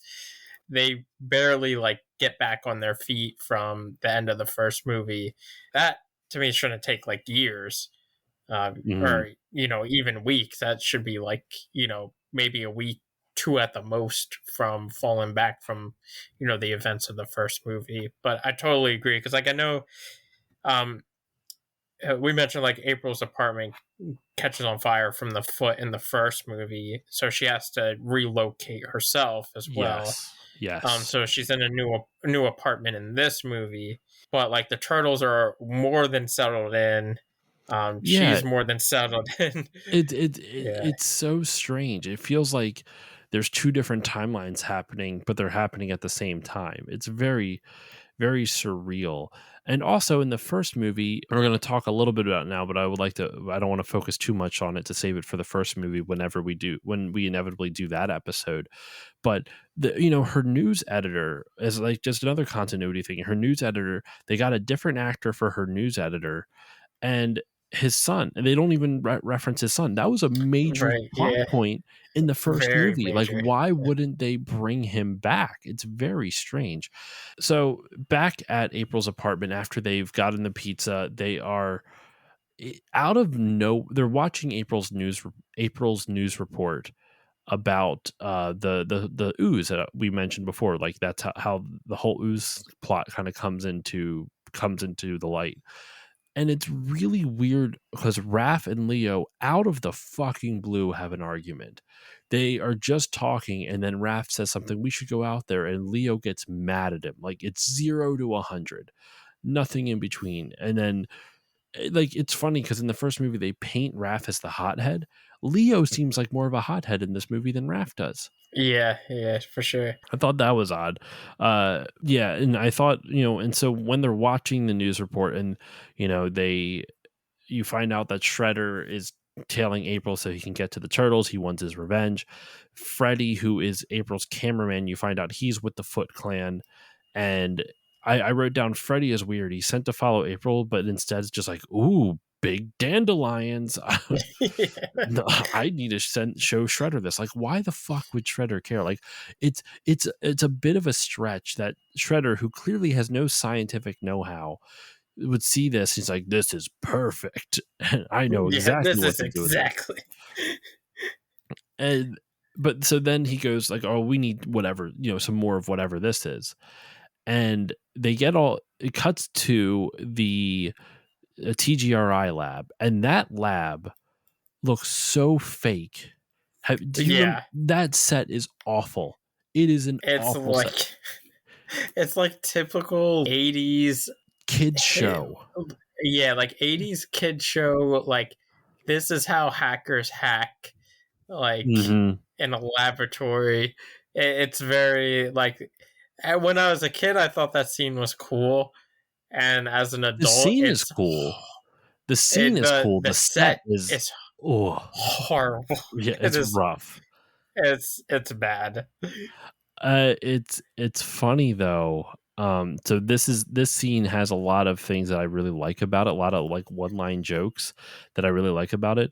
When Mikey first comes in, so it's you first see the professor disposing of all the different canisters of ooze. And what is the professor's name? Professor Jordan Perry is the scientist. Excuse me, the scientist Jordan Perry. He's disposing of all the ooze, and that's when the Foot come in and kind of kidnap him. And before the Foot can escape, I don't know why they didn't just fucking leave, because that's when the turtles come in right after they capture him. Now I did think it was funny. Turtles come in. There's two things that I laughed at in this scene after the turtles come in, because they're looking around, they're trying to see what this ooze was about, because the reason they're in there at that point is after Splinter sees April's news report as well. He recognizes the company name TGRI, because he kept the canister of ooze that mutated him and the turtles, and he knows that it's TGRI, but he's held on to the canister for all these years. So because of that, he wants the turtles to go look at it so they can learn more about their their history, like what happened to them, why are they the way they are, which is kind of a cool overall concept. Like, what did you want to know type of thing. I really like that motivation for the characters. So they go to this lab where just like a minute before the Professor Perry has been taken by the Foot Clan, and the last vial of the ooze has been taken. And Mikey is looking at this fake ass lab and goes, "This is like video games in 3D." Talk about a dated line. This is because, remember, this came out in 1991. This was 5 years before the N64. This was 3 years before the PS1. Like, this was before a lot of easily accessible 3D video games. I'm sure there is like some for the PC. I actually remember doing when I'm talking about like the history of RTS games. There was some primitive 3D RTS stuff in like the mid to late 80s. So um, in any case, it's just such a weird. It's funny now in context. Like the joke itself isn't that good, but it's funny now to be like he thinks video games can't be in 3D. Yeah, very dated. Right. The second thing that made me laugh, and it's not related to TMNT per se. Did you catch which number canister is missing? So they go to there and they find out all the different. It's not 69. It's not that. Like I wish it was that, but it's still a Right. pretty good joke for. Once I give you this one reference, you'll know exactly what the number is. But did you catch? So the turtles go. They look at the computer. They see which canister still has not been disposed of. Did you catch the number that has not been disposed? I used to remember this, and I can't remember right Why now. would you remember? I literally just looked at it for the podcast. I would never have specifically looked for it otherwise. It was something like, because I always remember, like, because to me when Donatello like goes on looks at the system to see which ones are disposed or not. I always thought, I was like, oh, he's like supercomputer hacker. I'm like, yeah, this is cool. And I wanted to like, when I watched it again as an adult, work on computers for like a living essentially. Like, I was curious to see like how they made that UI and screen. So I wanted to look at everything, but I can't remember. I can't remember Well, the Kevin Smith would be very disappointed in you because it's yeah. 37. Oh, okay, yeah, 37. For those who 7. don't know, watch Clerks. I don't want to spoil the joke for you. Yeah, 37. Uh, um, I that made me chuckle a little bit. So they try to steal the canister. They don't. The foot get away with it. The turtles have to retreat, and this is when Kino stops by again and unannounced. I mind you, and he's really fucking creepy. Do you remember the yes, scene? yeah, because he's like, he shows up unannounced, and April's like, "Oh, I didn't order any pizzas." And Kito's like, "Well, the guy next door ordered, and he's not here. And I figured since you order pizza all the time, I'll give them to you." And he It's even like essentially like forces entry he just into walks April's in. apartment. Yeah, What's even creepier is like before he says the neighbor next door, I think it was like the person in 317 or whatever it was. Before he even says that, he goes, "Yeah, I know." Like, and then yeah, he has a pause there. yeah. He's like, "Yeah, no, I'm coming in anyway." Oh my god, it's terrifying. Uh, yeah, I did not really like that at all. Yeah, like I think it would have been better if the turtles just ordered pizza like usual. Hmm. Um, and then obviously Kino would have delivered it, and he'd be like, like, "Oh, hey, I was curious about something," and like it would still be weird for him to just go inside her apartment without being invited. But yeah, it was just a very like creepy way to get in. Now, one thing that I completely forgot to mention beforehand, before they even go get the canister, I'm only reason I'm going backwards for a second is because this line made me laugh as well. Um, so before they determine to go, before Shredder, not Shredder, I keep saying Shredder, before Splinter shows the TGRI canister and it sets them on over to the lab, he first the turtles are cleaning up April's apartment to kind of thank her for housing them for as long as they have. Donnie kisses a mop, which I thought was weird. Not weird. It's just a goofy scene. So April comes home and she's like, she's grateful for them actually doing something, cleaning the house. And she goes, "Where's Shredder?" And Shredder goes, or "Do you guys know what Shredder's doing?" And he and then you don't see him off camera, he just goes, "Coming to a conclusion." Oh yeah, he shows up like in the window. Yeah, or coming to a Yeah. decision, sorry, but he stops at the word "coming," and it just stops there. I'm like, I don't want to know what a rat looks like when it's coming. That's disgusting. This is a family show, Justin. How dare you? So they determine they need to find some way to track down Shredder. They don't know exactly where he's at, but after they get introduced to Kino through him forcing his way into April's apartment, he talks about how, oh, well, the Foot's been trying to recruit anyone with martial arts abilities. I could totally, sneak in undercover and we could find their base and I'll get out right away before anything else. And then you go in and do your thing. And they're all like, no, it's too dangerous. Raph's the only one who wants to do it, but they're all like, no, that's too dangerous. You can't do that. So he goes away kind of dejected, and they all go searching for their new digs, because now it's like April's no longer safe. Now that the Foot's back and Shredder's back, they don't want to put April in danger. So they go to find another place. Raph gets mad, fucks off, and tries to do his own thing. You find out later he ends up doing that plan with Kino, but we'll get to that. This gets to one of my other favorite scenes in the movie when Toka and Razor show up. Now, do you? I looked this up once before, but I don't remember. Do you know why they didn't do Bebop and Rocksteady in this, and they came up with new characters for it? I don't know what the reason was for. And I remember, like, when I was a kid and I watched this first, I was like, well, when they got the ooze and, like, they were setting up animals, they just show you what animals they are. And, Mm-hmm. like, at first I was like, are they going to become like Bebop and Rocksteady, even though that didn't really make sense for the animals that they chose? And I'm like, and then, it ends up being Toko and Razor. And I'm Mm. not really sure why.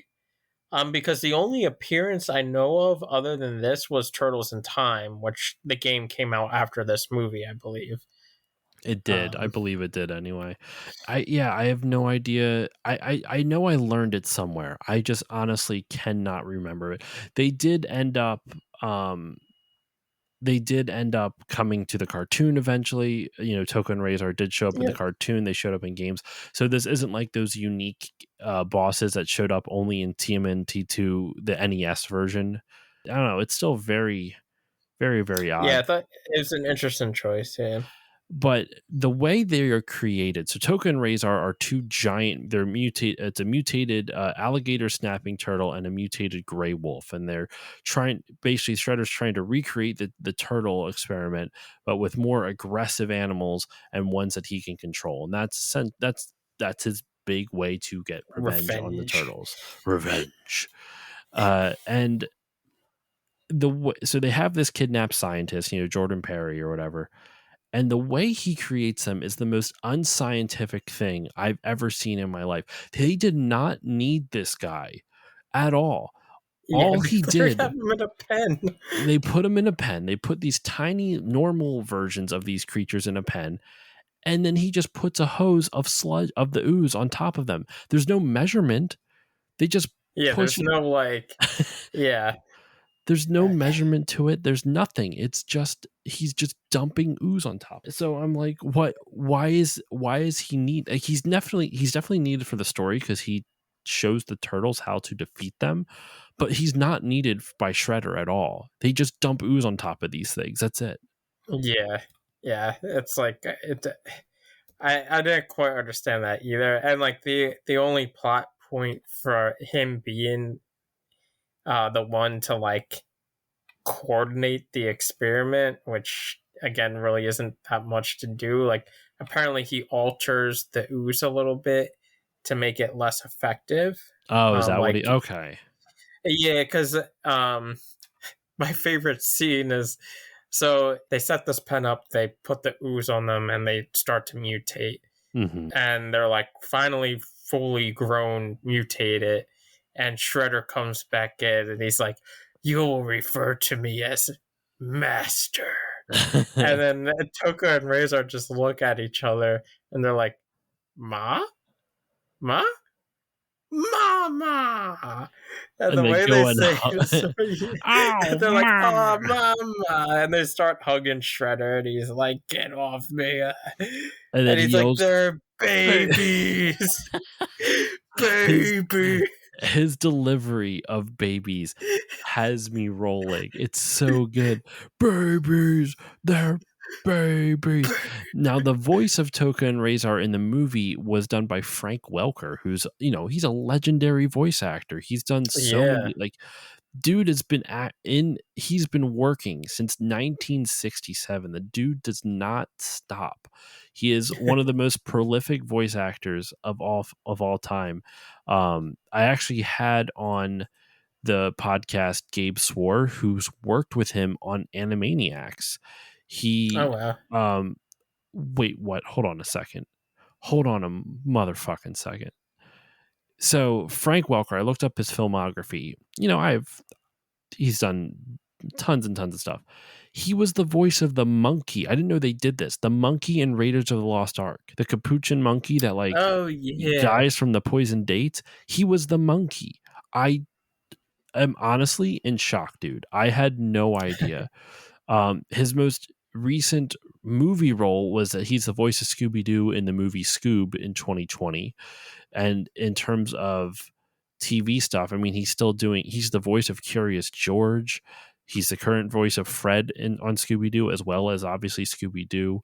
He's the voice of Astro what the fuck is this? There is a Jetsons animated film from 2017. It's the Jetsons and WWE Robo WrestleMania. Wow. What in God's name is this? Why does this exist? And why have I not watched it yet? What the That and sounds amazing, honestly. they get a lot of the it looks like they get a lot of the yeah, they get Vince McMahon to voice himself in it. They get the professional wrestler Sheamus in, like, a lot of the professional wrestlers are themselves in the movie. Roman Reigns is in it. What? Danica McKellar is the voice of Judy Jetson. Danica McKellar, as in the girl from the Wonder Years, Yeah. Yeah. Wow. Winnie from the Wonder Years. Yep. This is a rabbit hole I was not expecting to go down tonight, but here we are. So I'm going to stop doing that. Otherwise, we're going to get completely off. But Frank Welker is probably best known. You okay? What happened there? Yeah. So I had to sneeze in my okay.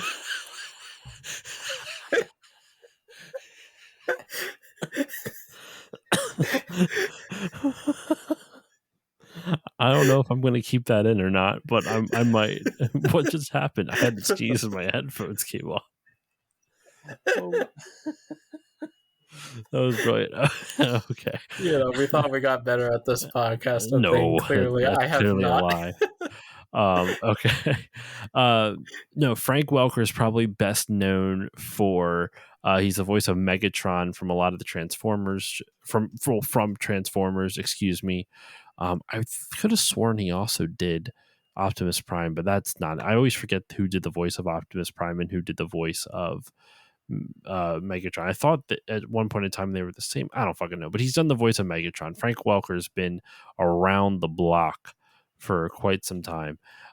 So it's cool that he did the voice of Toka and Razor in this. And in future iterations of Toka and Razor in the cartoon, Toka was voiced by Rob Paulson, who is also a pretty prolific voice actor. He's known for like Yakko from Animaniacs and tons of other stuff.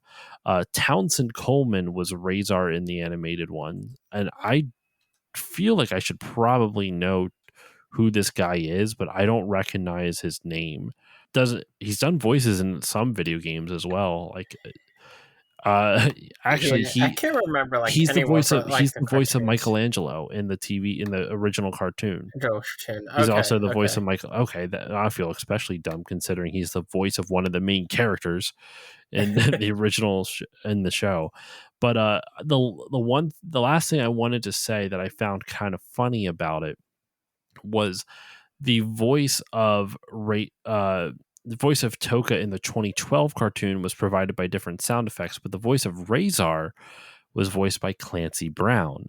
Clancy Brown, most famously known as Mr. Krabs from SpongeBob. So there we go. That's a fun little side tangent there.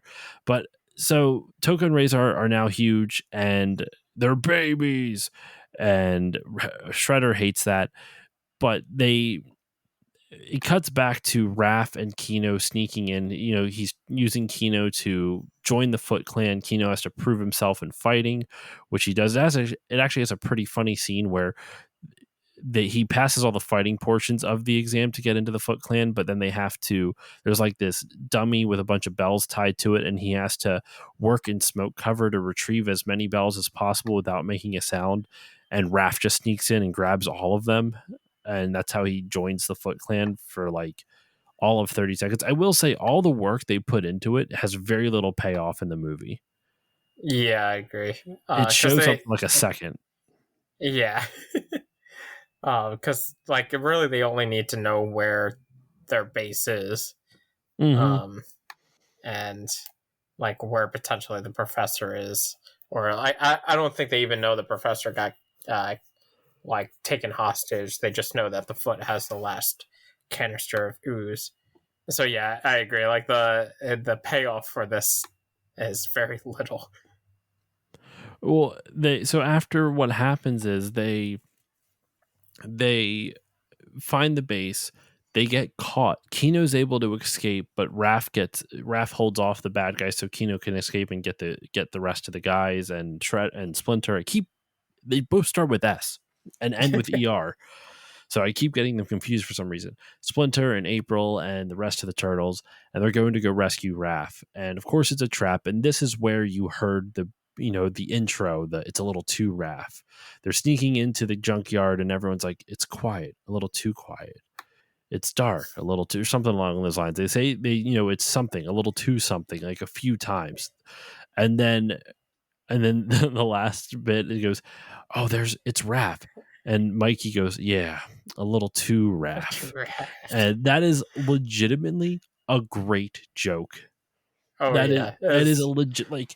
It's not something I necessarily laugh out loud at anymore, but it's one of those weird ones where I watch them like, oh, that's really funny, and then I don't laugh at all, but it's legitimately like a really good joke. I think that's a really well written joke. I don't know why. I love that scene. What about you?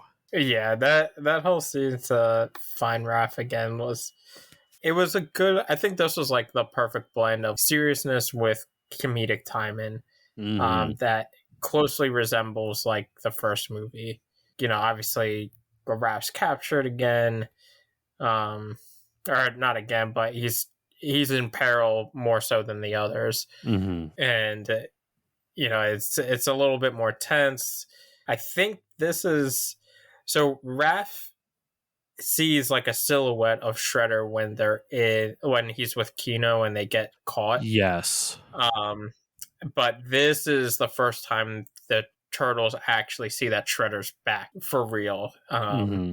And then I believe this is also where they get introduced to Toka and Razor. Yes, Um, because Shredder six them on them. He six Token Razor on the turtles. Splinter actually is the one who rescues them. He shoots an arrow because they get captured in a net, and he shoots an arrow. It helps them escape. It drops the net. They can start fighting, and then they are able to find a a sewer grate, so that way not a sewer grate, but like a manhole, so that way they can jump down into the sewers again and get back. And they do end up rescuing Raph, but because of all this, Token and Razor are pretty much off to do whatever the hell they want. And while they go back down to their sewer, to their new base where the Foot can't find them, Toko and Razor are able to, like, Shredder literally sicks them on the city, and he's just like, "You go have fun," and they just start destroying stuff. And while all yeah, that's happening, sorry, what were you gonna say? which I thought was like actually a really good like medicine plot device there, because usually like Shredder's trying to pull the turtles out of their lair, trying to find them. Like he's proactively going after the turtles, but now he kind of like turns the tables on them. He's like, I'm gonna keep doing this until you choose to come get us. So I'm gonna release Toka and Razor like in the like Central Park next, and you have to, unless you come and meet my demands, like I'm just gonna keep sicking them out like on the public. Yeah, which I thought was like a really good turn, a good deviation from like the normal plots they've been using. I agree. I agree. So they're forced to move, move out as quickly as possible to get to combat Toka and Razor. So because they rescued the professor and when they rescued Raph as well, that's when they kind of figure out how to. The professor is like amazed because this is creations 15 years later. This is what happens to these mutations. It's Yeah, nuts. 4 walking, talking turtles. Yep. And he helps them create an antidote that can turn Toka and Razor back to their original forms. And that's pretty much what sets up the finale of the movie. Is there anything else that you wanted to talk about before we dive into the finale that I missed? And the one thing that I always found intriguing, so going back just a little bit, like, so the professor was the one that like, uh, you know, put the ooze on Toko and Razor, and he kind of, I guess he either like diluted it or altered it to make them like more infant, so that their growth wasn't as accelerated. Hmm. Um, and when like Shredder's like they're babies. Baby. He wants to dispose of them. Like Yeah, kill them. he essentially wants to kill them. And this is where the professor's like it shows like a conflict of, like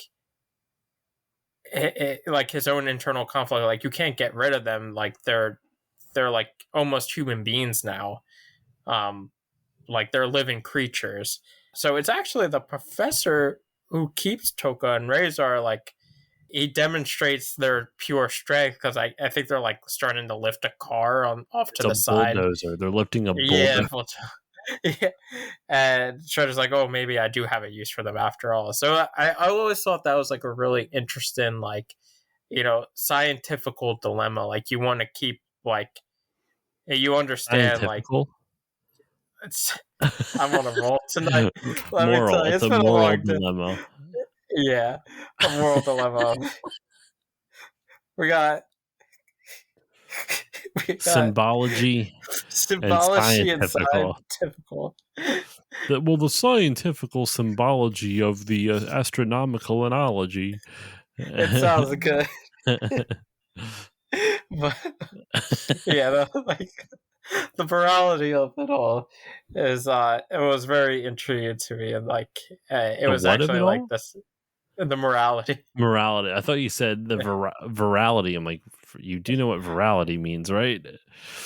They're very virile. No, sorry. But yeah, the morality of it all. It's a moral quandary the professor kind of finds himself in. Yeah. So, but other than that, yeah, the way they deliver the antigen was pretty funny too. Because like Shredder's like, meet me at this like warehouse, unless you want Toko and Razor unleashed in Central Park. So they put the like antigen in jelly donuts, Yep. which I thought was hilarious because when I was a kid, I hated like cold medicine or Hmm. like taking the grape flavored medicine or whatever. So my dad would like put it in like a chocolate donut for me to eat because it was like the Ah. chewable. I'm like, yeah, this is right. This hits. So they try and like have them eat the donuts with the antigen inside it. And like They're they're like like, yeah, it's the yum sacred yums. pre-fight donut or whatever they Yeah, call it. Yum yeah, exactly. yums. Now, sorry, one other thing I thought was funny before we get to this. One last, I wrote this note down because it's a little too close to home a little bit. The after Token and Razor go ham on the street, they tear everything down. April is on the clock. She's trying to determine. Uh, she's working as a reporter at the moment, and she's interviewing. She's at a press conference with the police commissioner about like what happened on this street, and the police chief off the record, she talks to him off the record, and he's like, we don't really know what's going on, and he's like, well, Miss O'Neill, like, what exactly do you want me to do about this? She's like, I don't know. I guess you're the ones that wouldn't know how to handle this. And then the police chief goes, "That's what we do best, Miss O'Neill."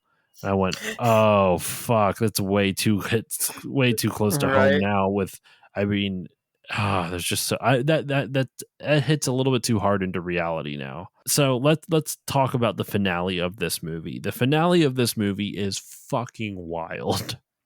It is It it is really is. the most anticlimactic fight between Shredder and the Turtles, but one of the most memorable end fight scenes ever. They fight Toka and Razor in a nightclub. They burst through into a nightclub. Everyone thinks that they're all just wearing costumes, that they're not actually, turtles or these mutants. They don't think they're all mutants. They think they're just people in these amazing costumes, which is kind of meta when you think about it, because it really is people in these amazing costumes in this on this Right. movie Yeah. set fighting this fight scene. But I digress. So they're fighting these guys, and Token Razor keep burping, and some scientific bullshit in the sense that because they're losing CO2, it's retarding the reaction, as the professor says. It's slowing down the reaction. That's an exact quote. Don't come at me for Yep. using that word. It's actually using it in a non uh what's the Derog- derogative, yeah. Derogatory. Yeah. It's not using it in a derogatory way. But so the way they do it is they have to spray not the fire hydrant, I'm sorry, the fire Yeah. extinguisher into their mouths to like give them CO2 again. I didn't know CO2. Yeah. I didn't know the fire extinguisher had CO2 in it, but I guess it does. I don't really know. But while all this is happening, Vanilla Ice, the man, the myth, the legend, is up on stage rapping his little white boy heart out. Go ninja, go ninja, go ninja, go ninja, go. And like the whole like, because he's on the stage anyway before they bust through the nightclub, Yeah. and they're like, "Whoa, whoa, whoa, what's going on?" And then like they start the fight, and then they're like, "Oh, well, these ninjas are kicking ass, okay." And then Vanilla White, or Vanilla White. Vanilla, that's my rap name. Like, I love it. Vanilla Ice is like, I guess like the DJ starts playing like a backtrack, and Vanilla Ice is like, "Oh yeah, yeah," and then he just like rap battle esque, like, I'm just gonna start rapping about what I'm seeing going down right now, and that's where Go Ninja, Go Ninja, Go. The lyrics are literally, "Yo, it's the Green Machine, gonna rock the town without being seen." Already Have bad. you ever Because seen a turtle get have down? you ever seen the turtle get down, slamming and jamming to the new swing sound? Yeah, everybody, let's move. Vanilla's here with the new Jack groove. Gonna rock and roll this place with the power of the ninja's turtle bass. The Go ninja. Ninja, Go. What turtle bait? Okay. Iceman, I'm not playing. Devastate the show while the turtles are saying. I feel like it should be slaying, but maybe the lyric I'm getting is wrong. But then he yells "go," and that's the "go ninja, go ninja, go ninja, go ninja, go." And the verse 2, I kid you not, is lyrics fill in the gap. Drop that bass and get the ninja rap. Feel it if you know what I mean. Give it up for those heroes in green. Just flowing smooth with the power. Giving it up hour after hour. Because in this life, there's only one winner. You better aim straight so you can hit the center. Center, winner. That's a bit of a slanted rhyme there. In it to win it with our team of 4 Ninja Turtles that you gotta adore. It's the ninja, rap, ninja, Rap, ninja, ninja, rap. ninja. They Oh got the my! whole dance and everything with it, which the dance is as bad as the rap, Oh my God! It's if so not worse. 90s. It is so 90s. It's wonderful. Oh my God! And they do end up defeating Toka and Razor. Somehow Shredder shows up and he has a little bit left over of the ooze, and he drinks it all himself and turns into Super Shredder. And I wrote this down though. The Super Shredder, when he grows, so does his costume, which makes no sense. Oh The yeah, it's like blade the on his typical like yeah, it's very Power Rangers esque. For some reason, yeah, the ooze also yeah, made it really metal is. expand. Yeah, And and like you get more spiky and mm-hmm. But the Shredder kills himself. He he they're all underneath this pier, and he starts knocking all the supports to the pier down. So the turtles escape. The pier falls on top of Shredder, and he dead. Oh Lord, he Yeah. did. And that's Yeah, it was like the most anticlimactic like yeah, especially fight. after the ninja rap scene, which was great. Yeah. It's insane, but Yeah. it's great. And like the And ninja rap scene has the stereotypical like man like nightclub manager in the sound booth with yeah, like the long ponytail. And he's like, and like the one scene he's like, I want the police here, like call the police. And then later on after the rap starts, the guy has the police on the phone. He's like, what are you doing? They like it, they like it. and did you notice the guy like talks back to police? I guess they like it, and he's Yeah. talking to the police like, I guess they like it. He's like, yeah. Like, okay. Oh my god. But yeah, it was like, especially because like in the, I think in the arcade game, you know, like the last, how was it, the arcade game, or it might have been Turtles in Time, you do fight Super Shredder. Like Super Mhm. Shredder is a thing, so it was cool that they brought him into the movie. But I always found like there was like a continuity lag, because like the ooze itself is supposed to like mutate you with like whatever the last thing you interacted with. Splinter in the, they reversed it in the movies, but in the cartoon Splinter was a human, and the last thing he interacted with was a rat, so he became Splinter. And the turtles, the last thing they interacted with was a human, so they became like a more humanified turtle. So what did Shredder interact with to become Super Shredder?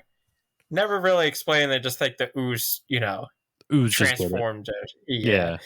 Yeah. So, you know, did he like last interact with a bulldozer? Does it work that way? I don't know. He last interacted with more spikes. That's it. That's got to be what That it is was. So then they make it back to their new place, and Splinter's like, "Were you seen?" In his racially insensitive accent, um, done by it. Kevin Clash. And you go, "Of course not, Master Splinter." Really? And he shows the newspaper, and it's like, Ninja Turtles or something, like Ninja's here to stay, or I forget. It's some headline. It was like the ninja rap, like Yes, ninja rap is born or something like that. yes, that's what it is, and it has a picture of the turtles, and they go, "Oh!" And then he yells, "Go Ninja, go Ninja, Go go!" ninja, go. And I made another funny, Motherfucker. and that's Which how the was movie good ends. because It's a yeah, good like callback and to the first one. yeah, at the end of the first one, he makes a joke and he's like, "I made a funny haha." But yeah, that was a good callback to end It the was a second very movie. good callback. But all right, we're almost at 2 hours. Yeah, I this is going to be a quick turnaround time for me too, because we're recording this less than a week before it goes out on Patreon, so I have a lot of editing to get done for this. So Justin, let's wrap up this bad boy. Uh, Final thoughts on the movie. Just surmise it as quickly as you can. yeah. Very tongue in cheek, very comedic. Um, you know, great action scene. Well, I would say good action scenes. Definitely not as good as the first one in that regard. Really, my biggest criticism of this was the lack of Casey Jones. Yeah, Um, yeah. he kind of no rhyme or reason. They don't even mention him in the second movie. Um, Kino Even kind of though he takes his role, I even though he guess, had a love interest with with with April April. O'Neil, Yeah, like it is very yeah, strange.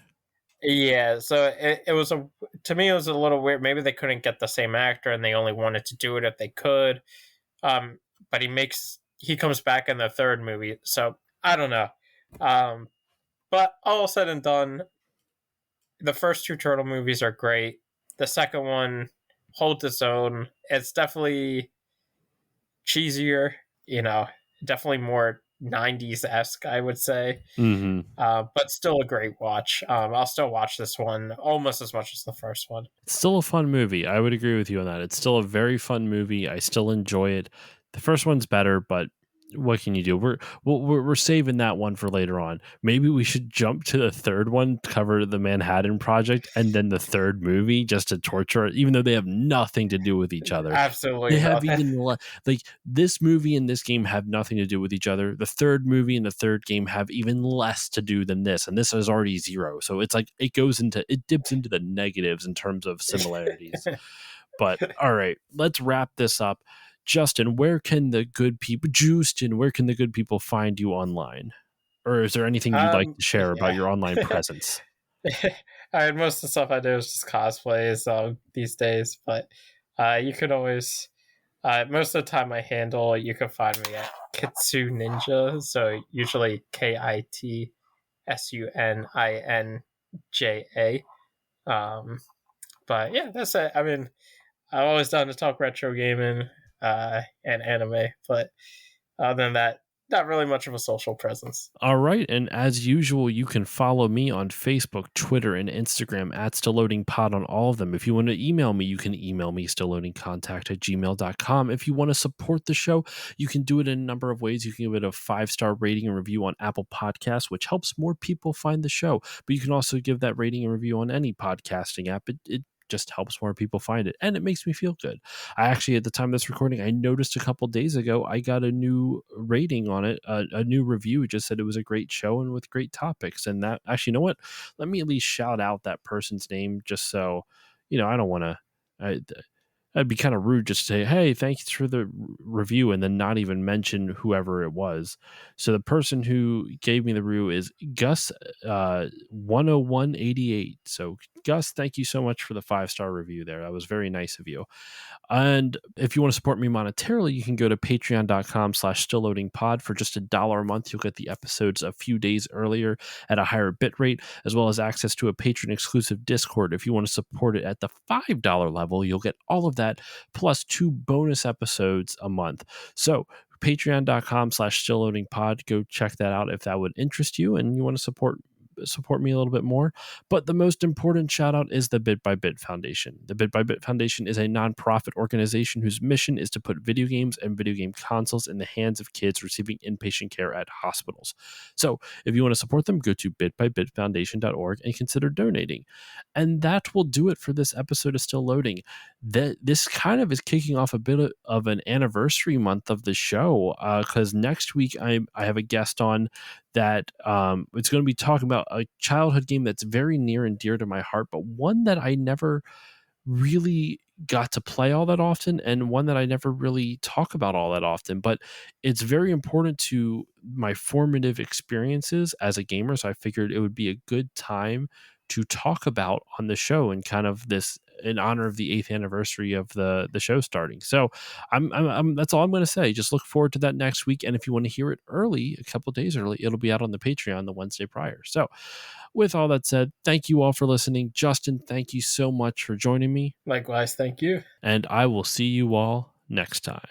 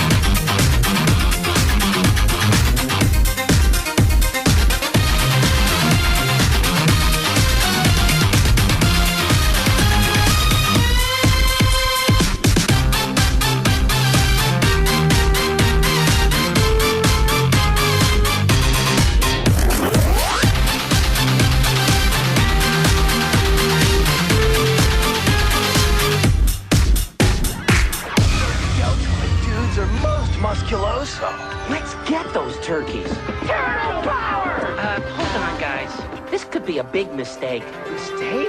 If they could do that to a wall, imagine what they could do to our heads. For sure. And our heads are nowhere near that thick. Speak for yourself.